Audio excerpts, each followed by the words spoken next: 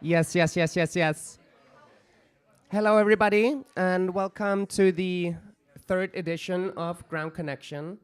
This time with a very special guest, Copenhagen's very own Muskila. Make some noise.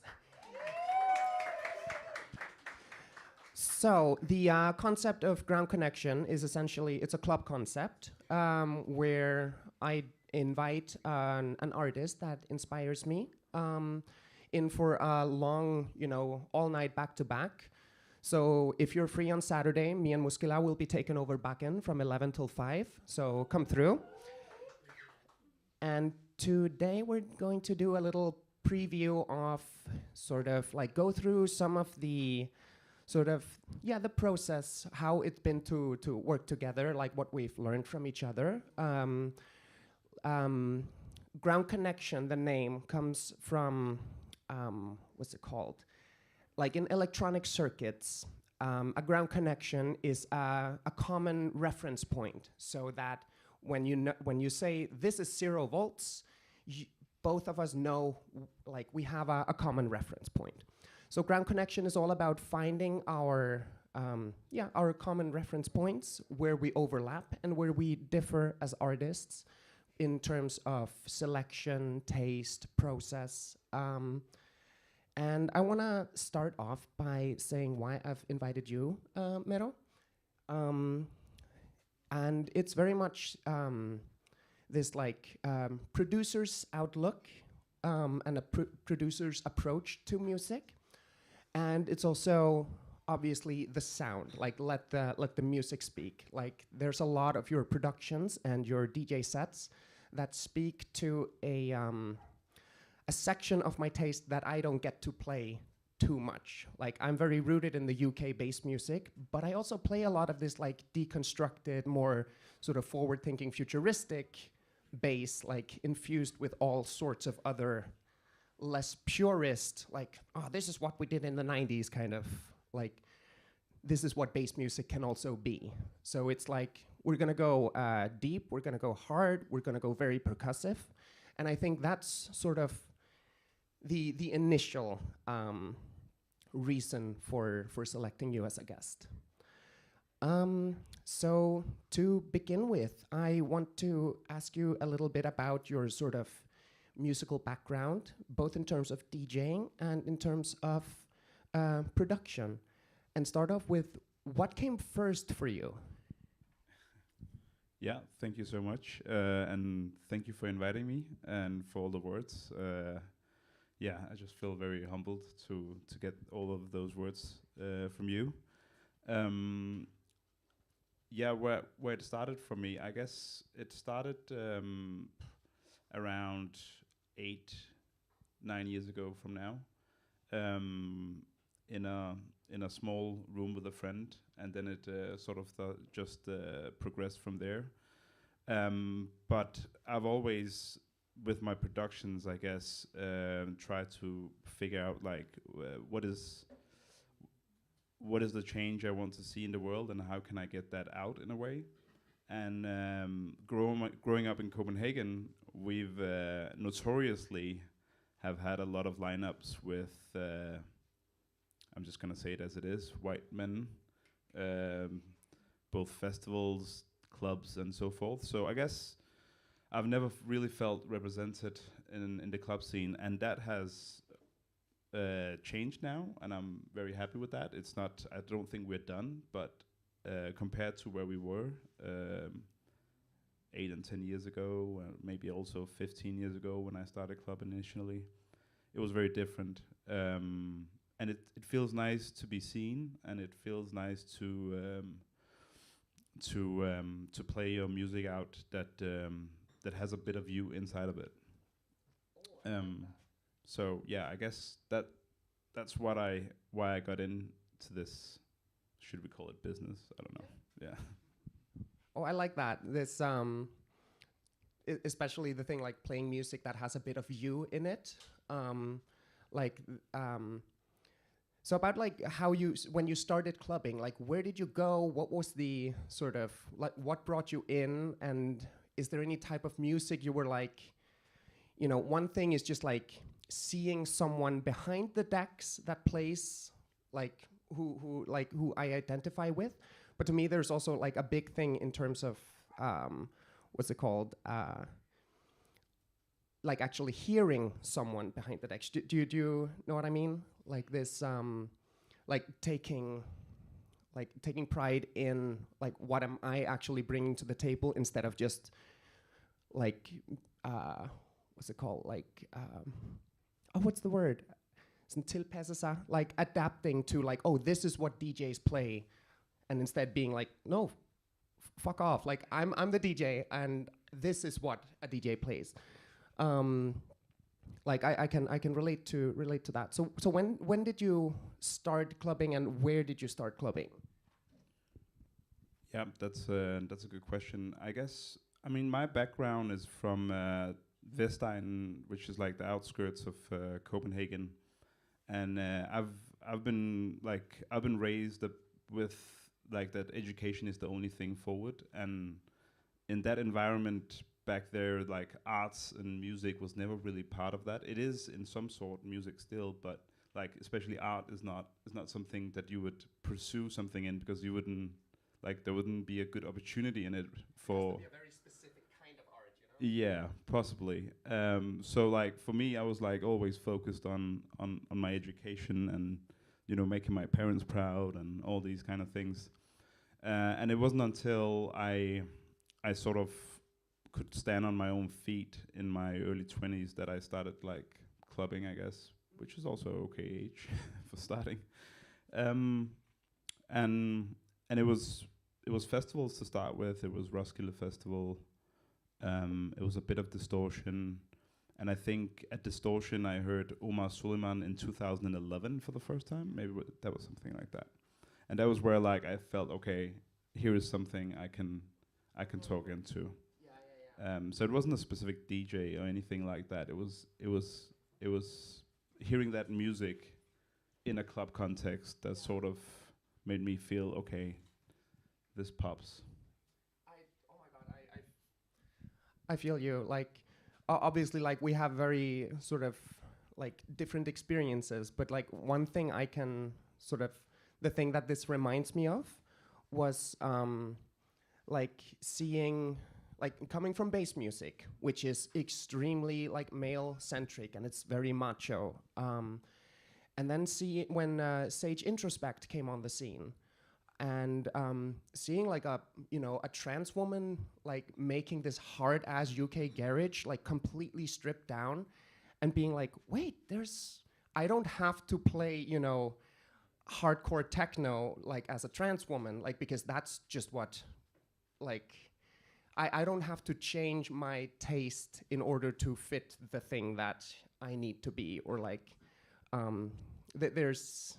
relate to that part of it. So you started, you produced before you DJ'd, right? Yes. Okay. I would like to ask sort of how has this impacted, like, how do these two fields like impact each other? Like when you were producing and then you started DJing, did you learn anything about production by learning how to DJ? Does the question make sense? Yeah, I think it makes sense. I think, well, in general, I feel like the friends I have that starts production and have had DJ'd before have way easier transition into production, because you sort of know how the songs are structured, you know how they feel, you know a little bit about genres as well, possibly, depending on how deep a DJ you are and your selection and so forth. And that really, like that's really important to understand, where does this music come from, especially if you have if you have references to UK, for instance, jungle. And all that, and like just understanding the samples and the music that you use and how they work is really important. So I would say if anyone is considering that, I would start DJing and then go into productions after. But I think it's really much like hip som hap, som man siger det. Yeah, it's like a big wheel, or Yeah. they feed into each other. Yeah. Der ikke er det ægget eller hanen, er det det, man siger? Det er hønen. Ja. The chicken or the egg. Okay, so as we're going to structure this, like there's going to be a talky bit here at the beginning, and then we will transition into playing some music to give a sort of sonic preview of what our night at Bakken on Saturday is going to be like. But another thing we also did, like this is a special edition of Ground Connection, because when I initially talked to Mero, he was like, yeah, fuck, let's go, like that sounds fun. Also, since we're both producers, why don't we also make a track? And I was like, sure, let's do it. And this finding, since this is the third edition. The two other guests I've had so far have not been producers, so it's been DJ centric. It's been a lot more about the process of DJing, like diving into like how do you think about your process when you're working? How do you approach your art? Like, let's put this into words. And but working with a producer like has been very, very, very different in that regard. So when you suggested we make and release a track, I was so fucking down, and we just did it. And I want to sort of ask, like, what has that process felt like for you, or like what has the process been, just like in terms of the literal steps? Yeah, that's another good question. Well, first of all, I think the track that you're gonna listen to today is a very bouncy and good feeling track, and I think it's incredibly different than working alone, because I guess just from music production and music in general is very personal for me. It always comes off usually, and I thought about this cycling here. It always comes off out of a frustration or something that are not working in the way you want it to when you look out in society. And I've always used that frustration to sort of like build tracks and make tracks. And that's maybe, yeah, that's just why it's so personal to me. And this track hasn't been in the same way, of course, because it has been a different approach. It's been with you, so it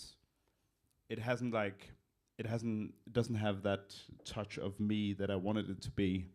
But when that's being said, we've just had a lot of fun with it. Yeah.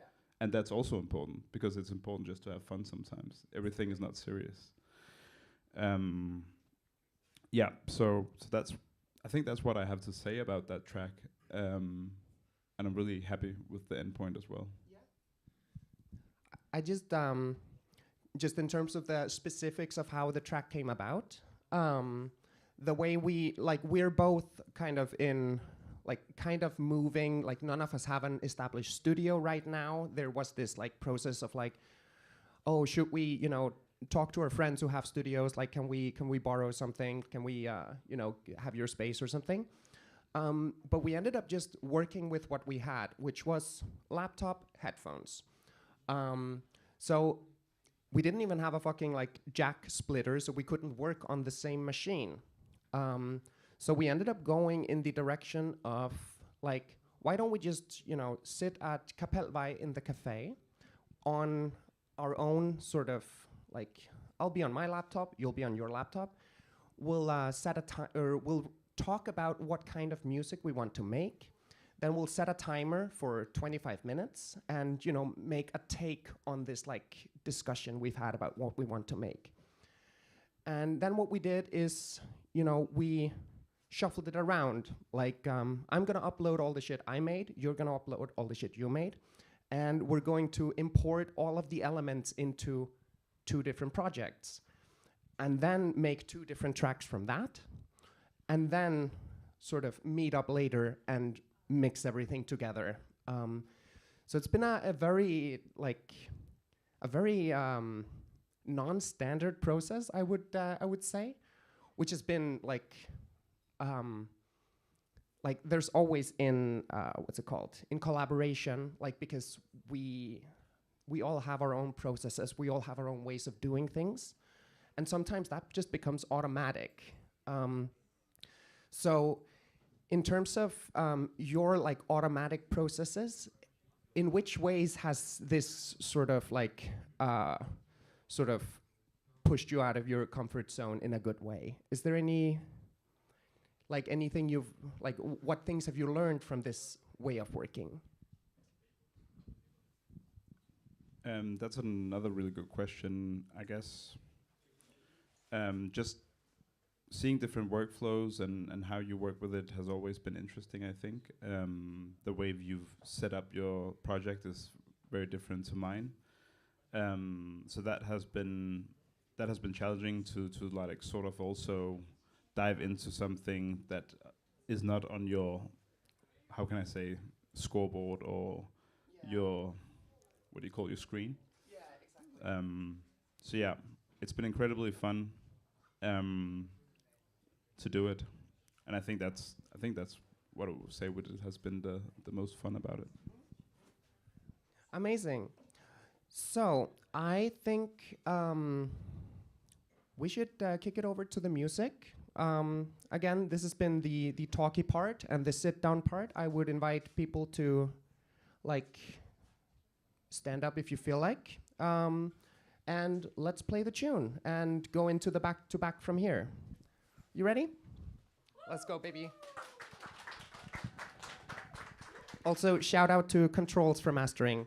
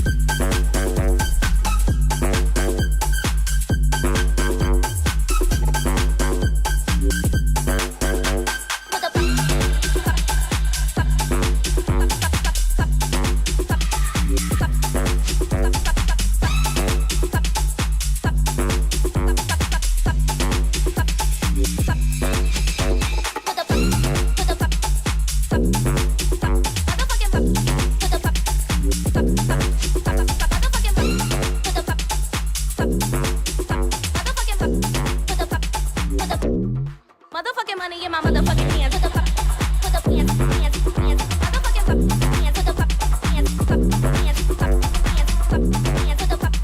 the hands, hands, hands. Motherfucking hands, put the hands. Motherfucking money in my motherfucking hands. Put the hands, hands, hands. Motherfucking hands, put the hands, hands, hands. Put the hands, hands, hands. Motherfucking money in my motherfucking hands.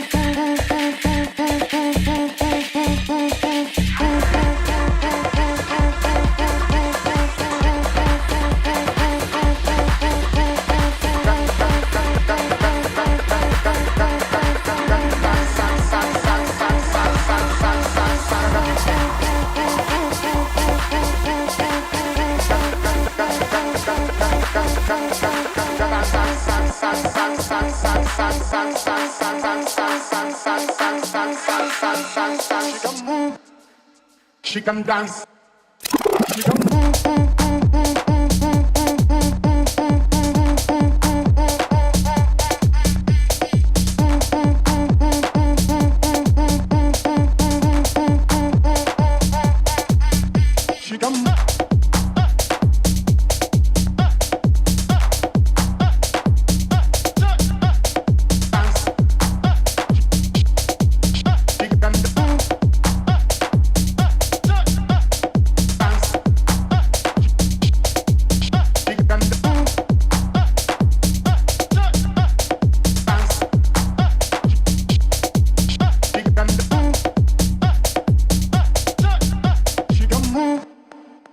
She can dance, she can move, she can dance, she can move, she can dance, she can move, she can dance, she can move, she can dance, She can move and she can dance and she can dance she can dance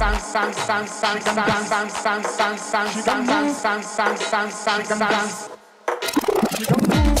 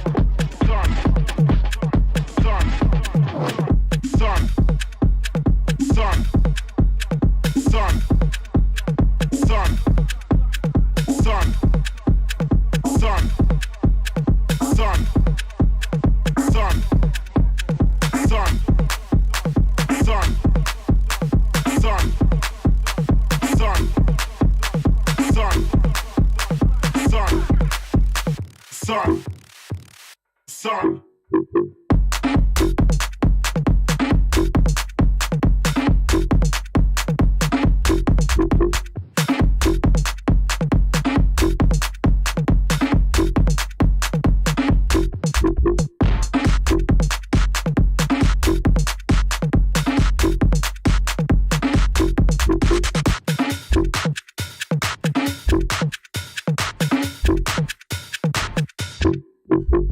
Sun. Sun. Sun. Sun. Sun. Sun. Sun. Sun. Sun. Sun. Sun. Sun. Sun. Sun. Sun. Sun. Sun.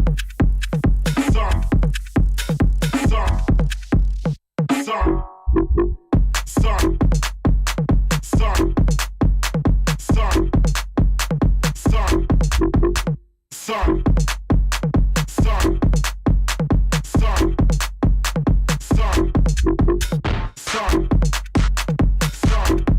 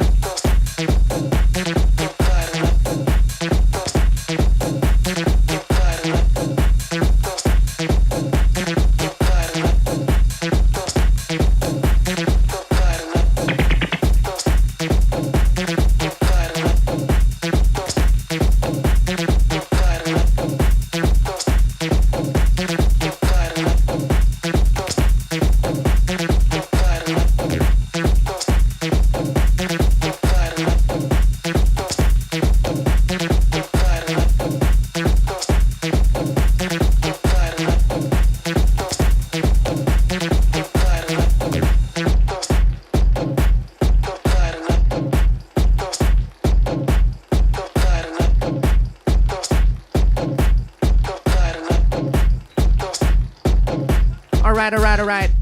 This has been Ground Connection Volume 3. Catch me and Mero all night at Bakken this Saturday, 11 till 5. Thank you so much. See you there.